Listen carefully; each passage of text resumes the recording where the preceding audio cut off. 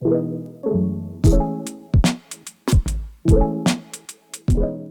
hope that previous tutorial session provided some useful tools for those that might be struggling a little bit with the concept of swimming in the open water. By gaining additional knowledge, understanding of what you can control and what you can't, gradually exposing yourself to the environment, and developing some useful go-to relaxation techniques can really make a difference. Master these and they'll take you as far as you want to go with your swimming. In this tutorial on swim fundamentals, we're about explaining the fundamentals of technique and why good technique is important. The key foundational elements to explain first are the basics of propulsion and drag. Everything on swim technique is centered on increasing one and decreasing the other, with the ultimate goal not only being that you can swim faster, which of course is a positive improvement, but for most open water swimmers it's also about being more efficient in the water, so you're able to swim with less effort. With less effort, you're able to swim further and for longer. If you're focused on being a more competitive swimmer in the open water, swim run events or triathlons, then the focus on technique fundamentals is the same.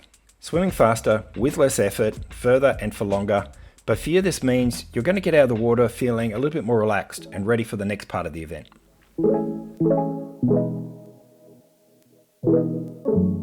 The importance of swim technique becomes more obvious when we consider what we're swimming in: water. Water is 800 times denser than air.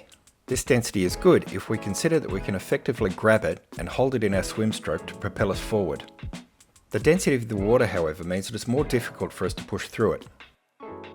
The level of drag that is created from our bodies moving through the water is significantly higher than that of air, so it takes a lot more effort to combat this. And if our bodies are poorly positioned in the water, this increased drag can significantly slow us down. So as you can see from a propulsion perspective, water density is a positive.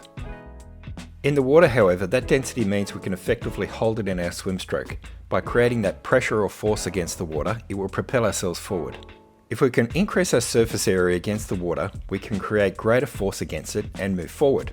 In swimming, this is why swim coaches and instructors will constantly refer to techniques like high elbow catch, early catch, vertical forearm form, pull phase, and good recovery. They are all terms and phrases centered on this one approach of increasing the surface area against the water, to maximize the propulsion phase of your arm movement. Through our tutorials on swim technique, we'll be explaining key elements of each phase in the swim stroke, provide analysis of good and developing technique, and key drills through to swim aids to help us challenge and develop good form. Since our swim stroke is very much a continuous motion, it's difficult to say definitively what the start is in order to best describe its parts. For us though, we believe it's the hand entry phase that can lead to the most challenges in your swim development if not performed correctly. And as such, this should be our starting point. So the key phases of your swim stroke include the hand entry, the catch, the pull phase, and finally the recovery. The timing of each of these happens in a continuous motion to create a smooth and efficient swim technique. The names of each phases are reasonably self-explanatory. However, I'll quickly run through each now. The hand entry phase happens out of the water. It starts once your arm and hand has exited the water and the shoulder and elbow are roughly vertical. This is the starting point and continues until your arm enters the water. Your arm from the elbow to the hand is relaxed, with the hand entry being made in a very specific sequence: fingers before wrist, wrist before elbow. The catch phase is just as the name suggests. It's about catching the water. This is the start of the propulsion phase, and important to get right if you want to improve your efficiency and gain speed. The mantra of fingers before wrist, wrist before elbow that we discovered in the hand entry phase continues here. The key outcome we're trying to achieve is what's called a high elbow. You're striving to create a vertical forearm early in the propulsion phase. This high elbow, as it's called, is all about maximizing the surface area and the angle of the arm to enable the next phase, the pull phase, to propel you forward as fast as possible.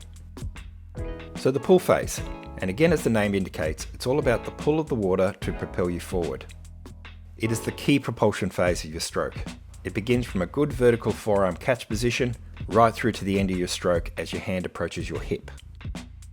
If you can imagine a basketball under your body during the stroke, your catch phase has a real goal of wrapping your arm around the ball, with the pull phase then having the maximum hold on the water to give you your propulsion, and allows you to use the larger muscles of your lats and back to even further increase your swim strength. After the pull phase is the recovery. Not a propulsion phase, but it is critical to have a clean arm exit.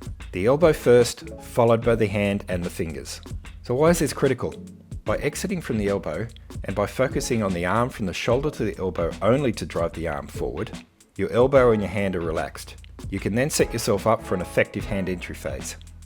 You can see that each phase is quite technical to get right, and how, if one of the phases of your stroke is slightly out and needs some adjustment, just how easy it is for the next phase of your stroke to be impacted. Alright, so that's propulsion. Let's talk about drag.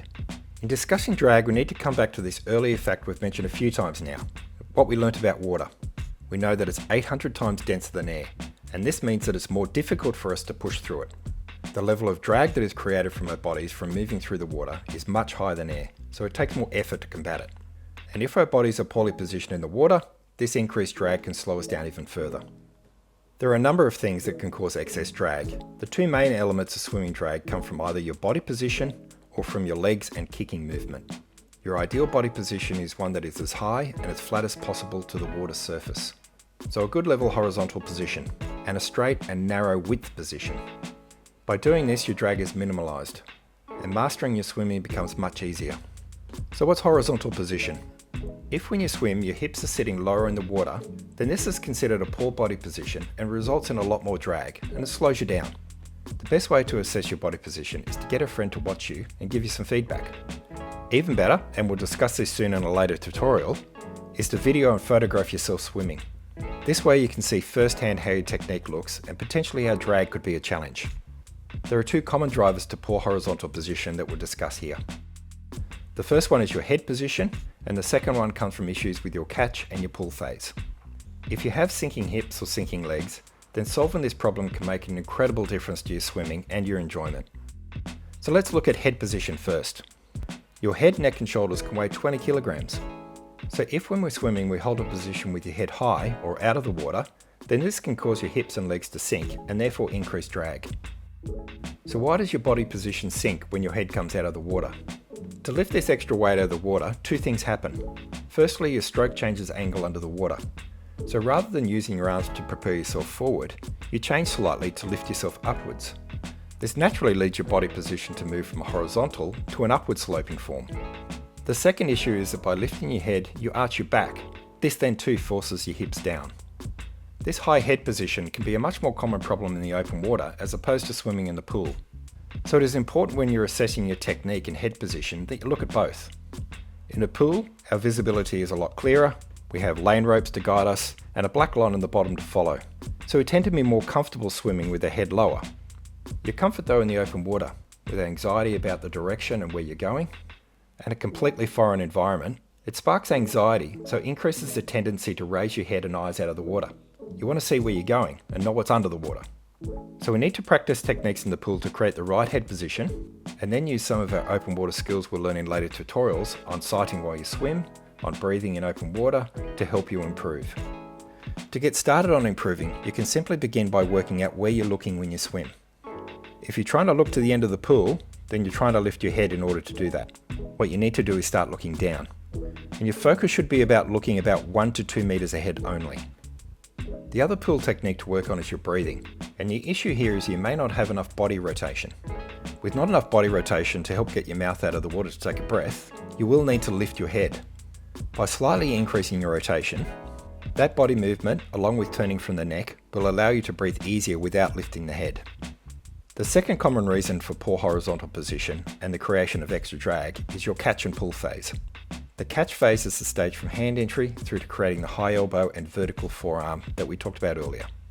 The pull phase is the main propulsion phase when we push our arm backwards towards the hip, creating your forward force. If your pull phase isn't effective, either we didn't create a good catch and we have a dropped elbow, or the pull phase is too short, then we can change the balance in the water. So let me explain what I mean by balance in the water and how differences in where propulsion comes from can impact this. Our body will have a centre of balance, even in the water, just like a balance scale. To keep ourselves horizontal when swimming, we need to keep our propulsion effort relatively even between the first half of the stroke and the second half. If we mostly have forward force in the front part of the stroke, then it will pull the front part of the body upwards. Without support to the lower half of the body, it will have a tendency to drop, just like the balance scale. We can see the importance then of a good catch phase in order to keep the front half balance right. However, driving through with a consistent pressure in the pull phase, the back half of the stroke, this allows the balance point to be returned, and as a result the body level and legs should rise up. Earlier when going through propulsion, we explained the catch and pull phase in more detail. It may be worth going back over that if you do suffer from sinking hips. But setting up the catch early and then have a full and effective pull phase will support your balance and will help raise your hips. In coming tutorials, we're going to work through a range of drills and practice techniques to improve your head position and therefore your body position in the pool as well. And then learn some open water techniques to minimise the need to lift the head and see where you're going. In addition, there will be drills to support your catch and pull to support your hip height. Improving this and your core strength will give you significant help in being a more efficient swimmer. So that's your horizontal position. Now let's talk about your narrow width position. Similar to achieving our goal of a horizontal body position, there can be a number of causes that prevent it. In maintaining a narrow width position, it's much the same. So what is narrow width position? This is mostly about how wide we are in the water. The wider you are, the more water you need to displace in order to pass through it. Previously, we looked mostly at horizontal body position. And yes, this can impact how narrow we are in the water. However, for this part of the tutorial, a lot of the drag we're going to focus on here is your legs, so your kick. The kicking motion of some swimmers can be wide, both vertical in the kick motion and also from side to side. This all creates drag and considerably reduces the propulsion benefit you could get from the kick. Drag in your kick comes from the leg movement being too excessive, more like a walking or running stride than a swimming kick. And then the other element is your feet and their angle during the kick, which again can cause drag and minimise the propulsion. So why can we have a problem with our kicking as a beginner? It's quite simple that in most cases it comes from what we do day in and day out. We walk and we run. To move forward, our wide brains tell us to move our legs in a certain way. We lift our knees and we try to place our feet forward. So what ends up happening when we start to swim is that we use our pre-wide walking kick in the water. Fortunately, kicking is one of the easiest techniques to improve upon. However, 99 times out of 100, we don't even know we're doing it incorrectly. When you're actually swimming, one of the most difficult things to actually see are your legs and your feet. So they can be the unforgotten element. So kicking can often be described as either a 6-beat kick, a 4-beat kick, or a 2-beat kick. Although if you really try, I'm sure you could probably do more. This simply refers to the number of kicks you do per stroke. A sprinter or a swimmer trying to go particularly fast will engage a 6-beat kick, and a more endurance swimmer, like an open water swimmer, will often come back to a more economical 2-beat kick instead. So why us, as open water swimmers, use a 2-beat kick? Simply, it's less energy. We're looking to swim anywhere from 1,000 metres to 5,000 metres. We need to be efficient both in our swim technique and also in our energy consumption. Similarly, if you're a triathlete, then you're looking to conserve energy in your legs, since you know you have a bike and run leg to go. An effective kick starts with the hips, with the hip muscles driving the top of the leg down, and your glute muscles then pulling your leg back up. It's your hip and these larger muscles that provide most of the power in your kick. You don't want to go too far with this. A smooth and reasonably small movement is all that's required. From the knee to the feet, this part effectively operates as a whip type movement, to then create propulsion and balance in your stroke. Your feet therefore become small paddles to make propulsion, with a guide to the total movement of being no more than 30 centimeters from the toes. This is where the second challenge with kicking comes about, inflexible ankles. As beginners, and for many athletes from running and cycling backgrounds, we can have a tendency towards inflexible ankles. Our ability to point our toes in order to create a paddle-like propulsion can be a challenge. Compared to an elite swimmer, their ankle flexibility is very high. Inflexible ankles that don't easily bend during the kick can create a lot more drag than you think, along with reducing propulsion.